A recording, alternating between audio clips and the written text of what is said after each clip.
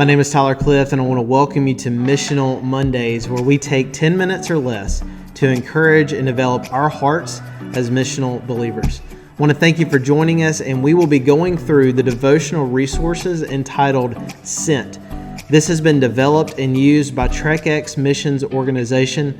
A big thanks to their founder and president and my dear friend, Chris White, and their team as they trek, train, and launch missional believers throughout the world. To find out more about their mission and their organization, you can go to trekx.com.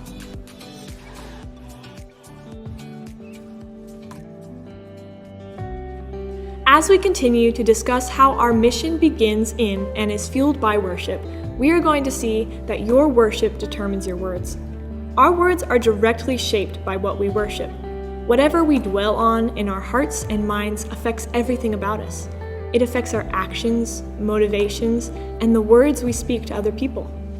For example, take a businessman who worships his career.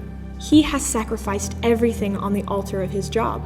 His marriage, family, time, resources, values, and heart have been sold out to achieving more and earning the next promotion. He has traded it all for work, and it shows in his conversations. His back-to-back meetings, late-night conference calls, and emails sent into the wee hours of the morning show what he dwells on in his heart: work. We find this idea of worship determining our words in Scripture. In Matthew 12:33-35, Matthew writes, "Either make the tree good and its fruit good, or make the tree bad and its fruit bad, for the tree is known by its fruit.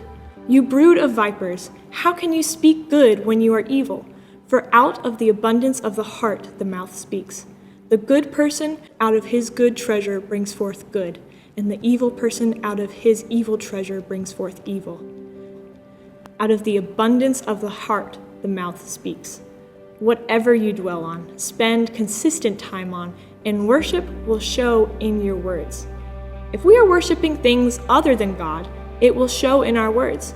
If we avoid talking about the things of God, but are quick to talk about who won the latest football game or what a politician said in the news, we need to ask ourselves, who are we worshiping?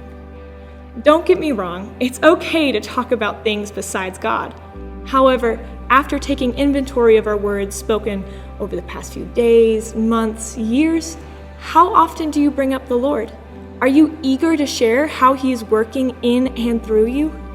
If we are worshiping the Lord and treasuring Him up in the depths of our hearts, we will talk about Him. That is why David wrote in Psalms 19:14, "Let the words of my mouth and the meditation of my heart be acceptable in your sight, O Lord, my rock and my redeemer." The meditation of our heart always becomes the words of our mouth. Therefore, let us continually dwell on God, worshiping Him with thankfulness. When God is the deep treasure of our souls, we will tell people about Him.